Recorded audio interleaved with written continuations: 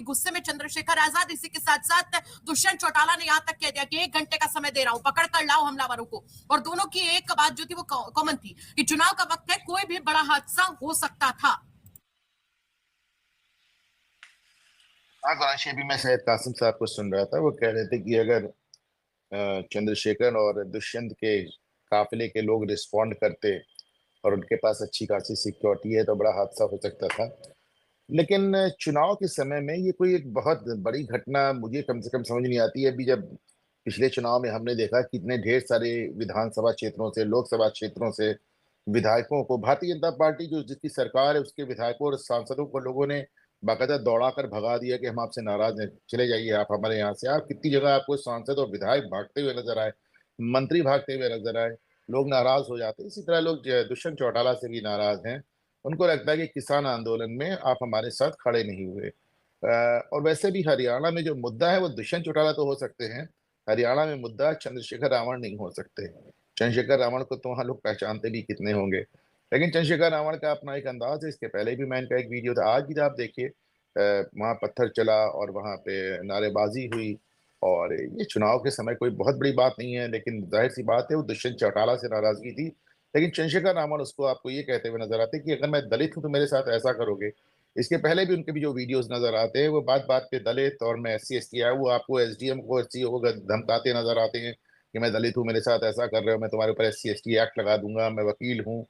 तो बस ठीक है, राजनीति है, राजनीति का पार्ट है। चंद्रशेखर रावण बहुत कम समय में बहुत ऊपर आए हैं और बहुत ही कम समय में और ऊपर जाना चाहते हैं। अभी तक फिलहाल जो नजर आया है नगीना चुनाव के पहले से उनको भारतीय जनता पार्टी का पूरा सहयोग मिल रहा है। कहीं ना कहीं भारतीय जनता पार्टी उनको खड़ा कर रही है। आप चंद्रशेखर रावण इतने बड़े नेता कतई नहीं थे कि उनको वाई सिक्योरिटी दी जाती, Y+ सिक्योरिटी दी जाती। और इस समय आपने देखा हरियाणा चुनाव के ठीक पहले भारतीय जनता पार्टी की सरकार चंद्रशेखर रावण की जो सिक्योरिटी होती है Y+, उसको अभी तक केवल उत्तर प्रदेश के लिए सीमित थी, उसको पूरे देश के लिए कर देती है। तो उनको वो उसी तरह घुमा रही कि सब आपको कश्मीर भी घूम आना है, आपको हरियाणा भी घूम के आना है। तो उनको सरकार का समर्थन भी नजर आ रहा है। अभी जब मजदूरों का न्यूनतम वेतन बढ़ाया गया तो उसमें जिस तरह चंद्रशेखर रावण ने भारतीय जनता पार्टी का सहयोग को सराहा और जिस तरह उनकी तारीफ की, तो वो आपको एक समझौता, एक अलिखित समझौता, अघोषित समझौता साफ नजर आ रहा है।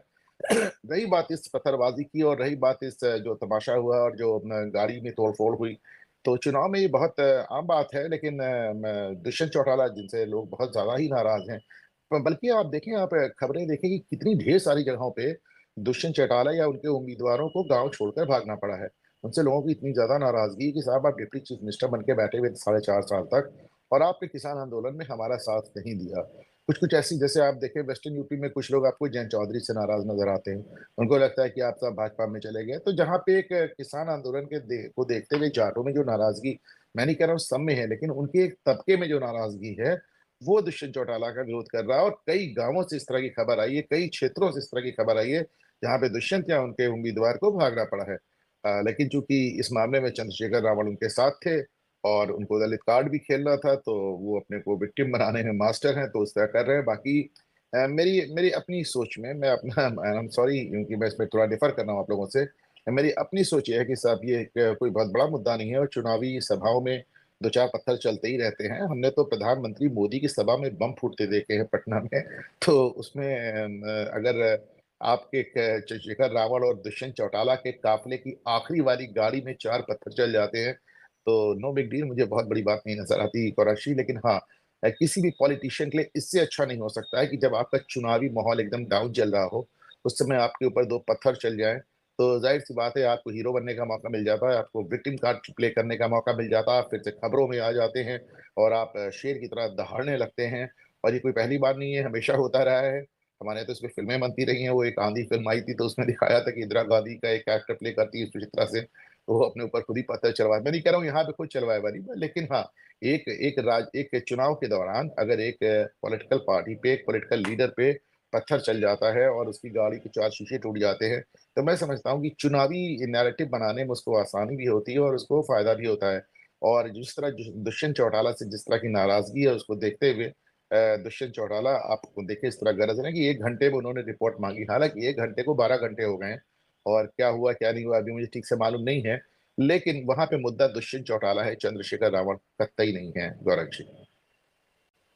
सर, इस चर्चा का एक आखिरी कमेंट आपसे जरूर लेंगे कि पहले सहारनपुर में हमला हुआ और उसके बाद में चंद्रशेखर आजाद पे हरियाणा में हमला होता है और बहुत कड़क तेवर में नजर आते हैं चंद्रशेखर आजाद। चुनावी समय है। कासिम सर एक बात बिल्कुल कह रहे थे कि ये बहुत बड़ी घटना हो सकती थी। मान लीजिए उनके समर्थकों में वो भड़क जाते हो कि जेजेपी के चारों ओर आपको झंडे नजर आ रहे हैं, समर्थक नजर आ रहे हैं, तो ऐसे में ये पुलिस प्रशासन पर भी तमाम सवाल निशान खड़े करता है ना सर। ये बिल्कुल बिल्कुल खड़े करता है, इसमें दो राय नहीं है। पुलिस प्रशासन को तो फाइनली हर बात के लिए जिम्मेदार ठहराया जाता है और ठहराया जाना चाहिए। लेकिन जहाँ पे चुनावी भीड़ चल रही हो, जहाँ पे हज़ारों लोग या सैकड़ों लोग इकट्ठा हों, जहाँ पे जो नेतागण जाते हैं वो खुद ही भीड़ इकट्ठा करते हैं, क्योंकि बिना भीड़ के उनके दौरे का कोई मतलब नहीं है। बिना भीड़ के उनकी उनकी स्पीचेज़ का कोई मतलब नहीं है, वो तो भीड़ से ही बात करने गए हैं। और अगर भीड़ में अगर मतलब आपकी सैकड़ों या हज़ारों की भीड़ में 10 लोग पत्थर चला दें, तो फिर ये इसको कंट्रोल करना थोड़ा मुश्किल ज़रूर हो जाता है। हमने तो कई बार अरविंद केजरीवाल की सभा में आपने देखा है कि उनको तो लोगों ने थप्पड़-वप्पड़ तक मार दिया है। तो ये बड़ा मुश्किल हो जाता है। अच्छा, आप ये कोशिश कर सकते हैं कि भीड़ में बम ना जाएँ, बंदूकें ना जाएँ, भीड़ में विस्फोटक पदार्थ ना जाएँ, लेकिन भीड़ में कोई अपनी जेब में पत्थर रख के ले जाए या कोई भीड़ में गाली बक दे या भीड़ में कोई थप्पड़ मार दे, इसको रोक पाना बहुत मुश्किल है। एक चुनाव है, एक बड़ा चुनाव है, हरियाणा जैसे चुनाव राज्य में चुनाव है, जहाँ पे लोग पहले से बहुत ज़्यादा पोलराइज़्ड ही नहीं हैं, उनका अपना गुस्सा ज़ाहिर करने का अपना एक तरीका है, वो एक जो जाटलैंड का चुनाव है और वो खुल के म मतलब वो ऐसा नहीं करता। जैसे हमारे यहाँ तमाम क्षेत्र ऐसे भी आते हैं, जहाँ पे वो हर नेता से कह देते हैं, हाँ, आपको वोट देंगे, फिर जिसको देना होता है उसको दे देते हैं। पर हरियाणा में हमने देखा है कि कई जगह उन्होंने सीधे-सीधे नेताओं को अपने यहाँ से भगा दिया कि तुम जाओ यार, हमारा मन बन गया और तुम्हारे गाँव में कदम भी नहीं रखना। तो जहाँ तक जिला प्रशासन का सवाल है, उनको हमेशा दोष दिया जाता है, हमेशा दिया जाएगा और दिया जाना चाहिए भी, क्योंकि सरकार की अल्टीमेट ज़िम्मेदारी हर चीज़ के लिए होती है, जो अच्छा होता है वो भी और जो बुरा होता है वो भी। तो ऐसे में सरकार को ज़िम्मेदार ठहराने से कोई बड़ी बात नहीं, बिल्कुल ठहराना चाहिए। लेकिन चंद्रशेखर रावत जो उसको एक दलित एंगल कह रहे हैं कि अभी मैंने सुना कि मैं दलित हूँ इसलिए मेरे साथ ऐसा कर रहे हो। मैं उनकी उस बात को सुन के मैं सिर्फ इतना कहना चाह रहा हूँ कि चंद्रशेखर रावत विक्टिम कार्ड खेल रहे हैं गौरांश। देखिए आपका बहुत बड़ा बयान है और इसको लेकर आपके ऊपर कमेंट्स भी आने शुरू हो गए हैं और जरूर चाहेंगे आप इन कमेंट्स को अभी फ्री होकर जरूर पढ़िएगा। फिलहाल ये एक बड़ा हमला जो है ये बताया जा रहा है हरियाणा की जींद में, जहां पर दुष्यंत चौटाला के साथ चंद्रशेखर आजाद रैली कर रहे थे। इसी दौरान उनकी गाड़ी में तोड़फोड़ की जाती है, चंद्रशेखर आजाद पर हमला होता है। दुष्यंत चौटाला भी काफी गुस्से में नजर आते हैं। पुलिस को 1 घंटे का अल्टीमेटम देते हैं, लेकिन अब थोड़ा लंबा वक्त हो चुका है। देखना होगा गौरांशी जी सर। हम लोग कई साल से साथ काम कर रहे हैं और कमेंट्स तो आते ही रहते हैं हमको लेकर। लेकिन आप हमें शायद बुलाती इसीलिए हैं कि मुझे जो ठीक लगता है मैं वही कहता हूँ। बिल्कुल सर, बुलाने का रीजन ही यही है कि आप मन की बोलते हैं, मतलब ऐसा नहीं है कि किसी बात पे इन्फ्लुएंस होकर बोले हो। यही चीज अच्छी भी है यूपी तक की चर्चा की कि सभी को अपनी बात अपने अंदाज में कहने का अधिकार है।